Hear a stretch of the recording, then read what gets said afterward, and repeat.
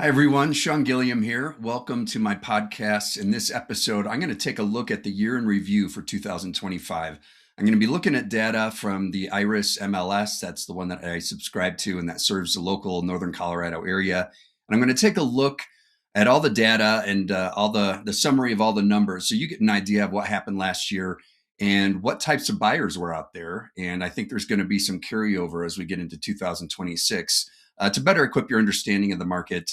Whether you plan on selling or buying, it'll just give you that extra bit of information so that you have an edge even when you get out into the market this year. So stay tuned as we get into the details. Hi, everyone. Welcome to Real Estate on the Front Range, my podcast where I cover all things real estate here on the Front Range of Northern Colorado. Join me to get market updates, tips, and information on relevant topics to make sure you are fully informed before you buy and sell your next home. This is Sean Gilliam, your host, and I look forward to you joining me on your favorite podcast for the latest episodes.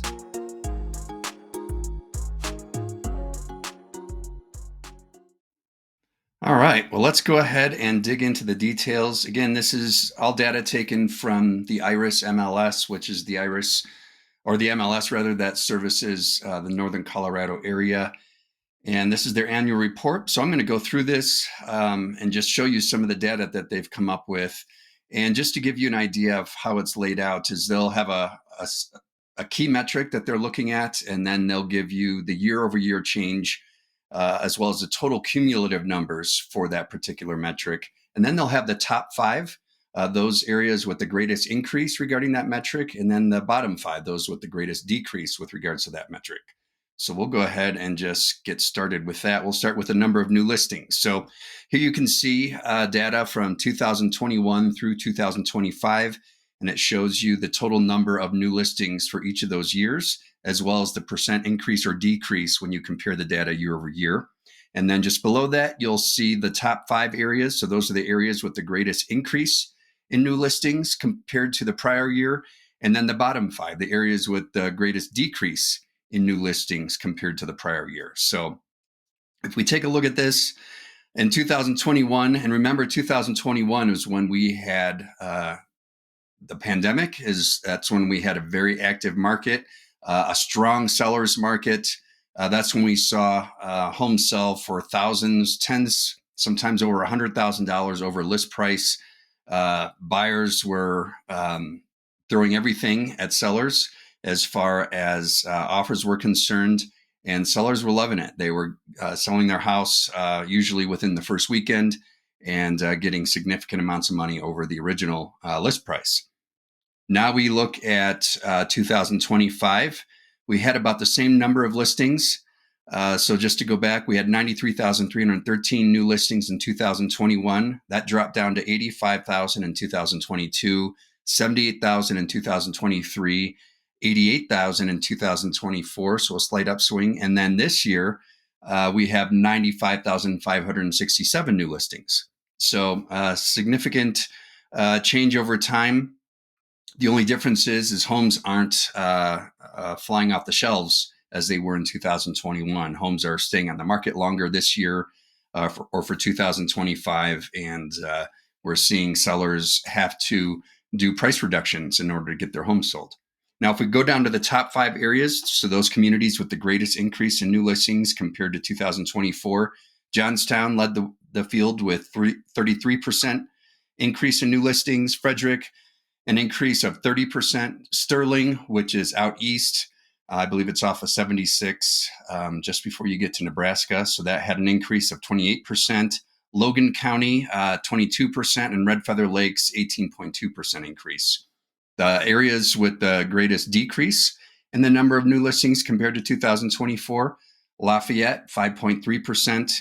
Evans was down 5.9%. Timnath was down 9.1%. Brush, 9.9%. And Netherland down 22.4%. So then we come over here to pending sales. So these pending sales are homes or properties that are under contract. So in 2025, we saw 65,502 properties go under contract. Compare that to 2021, when we had 93,104 go under contract. 2022 saw 72,900, almost 73,000 go under contract. 2023, we saw a decrease to about 63,000. And then 2024 was 64,000. And then again, 2025 saw 65,502 homes go under contract. Now, the areas with the greatest increase in homes that went under contract: Johnstown, 30.8%, Frederick, 18.6%, Eaton, 14.5%, Louisville, 14.5%, and Erie, 14.5%. I should point out Johnstown has a lot of new construction going on, and it's a more affordable community. So whether it's new construction or resale, they saw an increase in the number of activity or the amount of activity in that area. And then the bottom 5 areas with the greatest decrease in the number of properties under contract: Nederland, 15.5%. Milliken was down 16.7%. Timnath was down 17.8%. Red Feather Lakes was down 18.4%. And Niwot was down 19.3%. Now we jump over to closed sales. And what I want to compare for you is that in 2025, we had 65,238 closed sales. Well, that is slightly lower than 65,502 pending sales. So what that means is that of all the homes that went under contract, almost all of them made it to the closing table. There were some that didn't. Sometimes homes fall out of contract for various reasons. A lot of times it's related to inspection items or what have you. And what happens to those homes? Well, some of them are still on the market. Some of them, the seller chose to withdraw it from the market and wait again until some later time, usually in the spring. And so that's the difference there. I also want to highlight the difference between the number of new listings for 2025 compared to the number of closed sales. So we saw 95,567 new listings in 2025 compared to only 65,238 of those going to closing. So what happened to the other 30,000? Well, again, some of those are still on the market. Some of those were withdrawn from the market or expired, and we're not sure why. But a lot of times we did see an increase in the number of sellers that just took their homes off the market across the Front Range and down into Denver because they just didn't want to wait around anymore, and they weren't willing to do the significant price reduction that would have been necessary to get it sold. And so a lot of sellers are just saying, look, I'll just hold on to it for now, or I'll rent it, or I'll wait until a more a profitable market. So that's why there's a discrepancy between the number of closed sales and new listings. Now let's take a closer look at closed sales. If we compare it to 2021, again, a very robust market, very active. Homes are more affordable, but a lot of the buyers were coming in with money over list price, a lot of cash on the table, those kinds of things. So we saw 93,378 closed sales in 2021. That dropped to 75,336 in 2022, dropped again to 63,161 in 2023. And let me stop right there. In the spring of 2022, that's when those interest rates shot up to 7%. And that's what pretty much halted the market. And so that's why we see a decrease in closed sales. 2024 saw 64,346 closed sales. And then 2025, we saw a slight uptick of 1.4% to 65,238 closed sales. Then we look at the top 5 areas with the greatest increase in closed sales, or communities that had the greatest increase in closed sales. We see Johnstown again, lots of activity there, 28.5%. Superior, 20.3%. Louisville, 19.4%. Erie saw an increase of 15.5%, and Eaton saw an increase of 12.5%. Eaton, again, is another one of those areas that's developing significantly, so there's a lot of activity there. Bottom 5 areas, so those areas with the greatest decrease in closed sales compared to the year prior in 2024. Nederland saw a decrease of 11.5%. Sterling, a decrease of 12.4%. Lafayette, a decrease of 15.3%. Niwot, a decrease of 16.1%, and Milliken saw a decrease of 18.5%. And then we jump over here to inventory of homes for sale. And as you can see there, that note, this is the inventory that was assessed at the end of the year. So all these other metrics that we're looking at are cumulative from January 1st to December 31st. Whereas inventory of homes for sale, they're just showing you one data point. So the end of December, This is the number of homes on the market for sale. So 2025 saw 13,532 homes on the market at the end of December compared to December of 2024. It's up 7.2% from December of 2024 when it was at 12,619. To put this in perspective, this is the chart that shows the total number of inventory for the whole for the entire MLS, and January, of course, that's a 2026. But we saw for the month of December 13,960, slightly different from what we have in the annual report, just because those numbers are always changing as more data comes in. But all that to say is that that's what they did. They just did one data point instead of the whole cumulative amount for 2025. So the inventory of homes for sale, at the end of the year in 2021, it was 3,107. Well, that's because they were all selling. As soon as you put it on the market, like I said, that first weekend, you were likely going under contract. 2022, we saw an increase to 9,048. 2023, an increase to 9,597. 2024 saw a bigger jump to 12,619. And 2025, as I had mentioned, we're at 13,532. So we've definitely seen an increase of inventory of homes on the market. And again, a lot of that has to do with after the pandemic, the cost of houses have gone up significantly. And so affordability is a factor that plays into that. Add to that, the mortgage interest rate jumped up to 7%. At the end of 2023, it was even up to 8% for a short time. So that's just made homes less and less affordable. And as we look at some data, as we scroll down here, it'll make more sense as well. But a lot of you, if you're watching this, can say, yeah, we can't buy a house because we can't afford one. Or we bought one, but we barely could get something for what we could afford. And it definitely was a difference from what we saw several years ago when we could have gotten a lot more house. So good news for home buyers out there is that we are seeing a stabilizing of the market, and we are seeing price reductions. Again, 2021, I saw a home sell for over $100,000 over list price. Now we're seeing some homes. I've had some recent closings where we bought it over $100,000 below the original list price. So the market, the tables have turned. And so if you're thinking about buying a home and want to see if this is a good market to get into it, I would say, yes, let's talk. I can get you plugged into a good lender, and they can help you assess if it's a good time for you to purchase a home, especially just before we get into the spring market.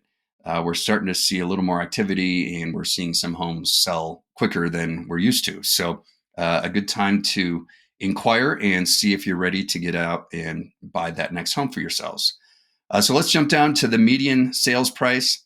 We can see that back in 2021, the median sales price was about $506,000. Again, homes were more affordable then. We hadn't seen the results of homes selling for significant amounts over list price.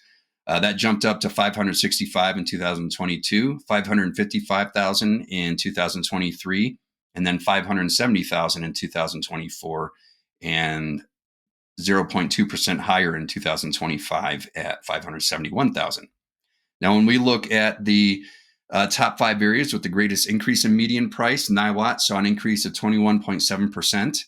I should point out that Niwot is a smaller community, so it doesn't take much to skew the results. And most of the homes in that community are priced over $1 million, even $2 million. So just to give you some perspective there. Lyons, we saw an increase in the median price by 15.3%. Timnath, 12.8%, Eaton, 4%, and Greeley, 3.4%. The areas with the greatest decrease year over year for median sales price was Sterling, that's down 5.4%. Estes Park was down 6.2%. Frederick was down 6.4%. Firestone, 8.3%, and Nederland, 9.7%. Then we jump over to the average sales price. This takes in, an average of all the sales that have occurred in the MLS. And the average sales price in 2021 was $599,000. Again, that reflects a cheaper market. Homes were less expensive, but those numbers quickly changed as a result of the active market that was. So in 2022, 664,000 was the average sales price. 2023 was the same, so 0% change. 2024, the average sales price was 684,000, and in 2025, the average sales price for a home in the entire MLS was 692,571. Now, the areas that had the greatest increase in the average sales price: Lyons, 20.3%, Timnath, 9.9%, Severance, 9.2%, Niwot, 7.8%, and Windsor, 6.8%.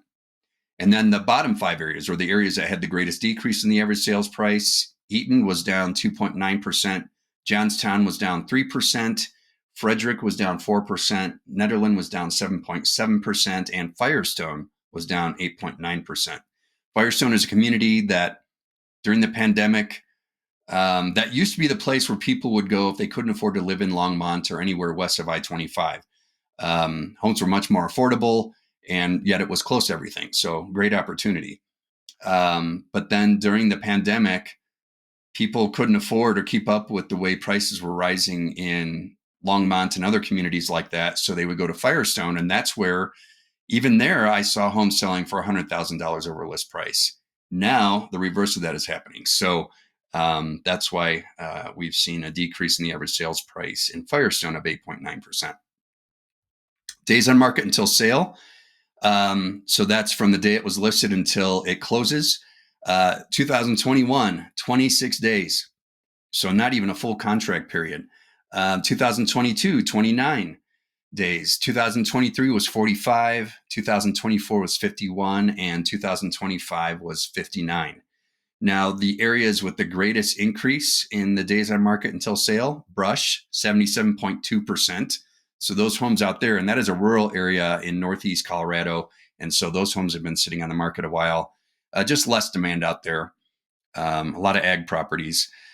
Nederland was up 60.3%, Firestone 53.1%, Louisville 36.2%, and Lafayette was 30.8%. Now, the areas that had the greatest decrease in the days on market until sale, so that means they sold more quickly. Berthoud was minus 4.5%. Severance was down 7.2%. Logan County was down 12.2%. Sterling was down 12.8%. And Frederick was down 14.9%. And then looking real quickly at the percent of list price received, we see in 2021, on average, homes sold for 102.6% over their original list price. 2022, 101.8%. And then it dropped again. Home values went up and mortgage interest rates also went up. And so that took a lot of buyers out of the market. So 2023, we saw an average percent of list price received at 99.3%. 2024 was 99%. And then 2025, on average, most homes sold for 98.7% of their original list price. The greatest impacted areas, the areas with the greatest increase in the percent of list price received compared to 2024: Brush, homes were selling 1.4%, Lyons 1.1%, Nederland saw an increase of 0.6%, Timnath 0.6%, and Niwot 0.5%. And then the homes that saw the greatest decrease in the percent of list price received: Broomfield saw a change of 0.5%, Estes Park negative 0.5%, Berthoud negative 0.6%, Erie negative 0.6%, and Louisville negative 0.6%. And then just a few other metrics I want to point out. When you look at the year in review, this gives you an idea of what kind of buyers were out there and what homes they were targeting. So homes in the 465,000 to 644,000, we'll say, price range, they had the shortest average time on market. And that's because, as far as affordability is concerned, more people could afford homes in this price range. And so that's why you would see those homes get sold more quickly than, say, homes at the higher price range. When we scroll down to the price range with the most closed sales, so while the homes in that lower price range sold more quickly, the homes that had the most closed sales was the price range of 644,000 or more. And so that tells you that the buyers that are out on the market are buyers that well, can afford to buy a house in this market. There's a lot of people that can't, unfortunately, just because of the elevated prices from the pandemic paired with the higher interest rates.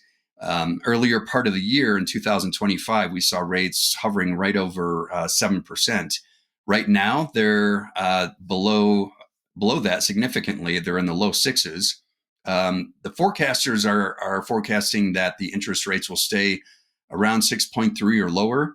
And then by year end of 2026, they're supposed to get down to 5.9% and kind of hold steady throughout 2027. So we'll hope that that is true, especially for a lot of you buyers out there, that if we get down below 6 or stay in the low 6% range, that might make a home more affordable and accessible for you. So when we scroll down here, other information, if you want more details on this, just get in touch with me and I can share that with you. Yeah, the percent of list price received for single family homes, the average across the board was 98.7%. I've seen some homes sell at list price. I've also seen homes sell $100,000 below list price. So it just depends on the community and it depends on the seller situation. So there's different variables that are involved. But in some cases, and this is why I encourage buyers to really assess if this is a good time for you to purchase a home, because right now there are some sellers, as homes sit on the market longer, they might have to move. We're not sure of their situation, but they might be willing to negotiate a much lower price than what they originally listed the home for. So a good time to get out there and get a home in this current market that we're in. We saw a significant amount of growth, or the greatest amount of growth was in homes that were 2,500 square feet or more. So about a 4.7% increase. Again, this goes to show, and this is my experience too in working with buyers, they want bigger homes. So people don't want like a 1,200, 1,600 square foot home. Some do. Some, that doesn't mean they won't sell, but they want a home with more bedrooms, more square footage, and a lot of times they want more yard. And so they're willing to, for those that can afford to buy a home in this market, they're willing to wait until they can find that home that will meet their needs. And then we'll just scroll down here. Helpful, but not necessarily meaningful, because it's a case-by-case basis, some of this data, because these are all averages. These are summaries of all these metrics throughout the whole year. Real estate is always hyper-local. So this informs us. This helps us to understand what's going on. But what's really important is where your house is located if you want to sell it, and the immediate neighborhood and what's going on in that neighborhood. Likewise for buyers, if you're looking at various neighborhoods, this neighborhood might sell for more, whereas this neighborhood, you might be able to get the comparable home for a lower price. So it just depends. We got to do more specific hyper-local research to make sure that we have the right numbers. But so these are more of a broad explanation of what's going on in the market. Helpful, but again, it's not as helpful as the hyper-local data. So yeah, if we look at the area historical median prices, we can see that for Boulder County, they're up 1.2% from 2024. Larimer County is about the same.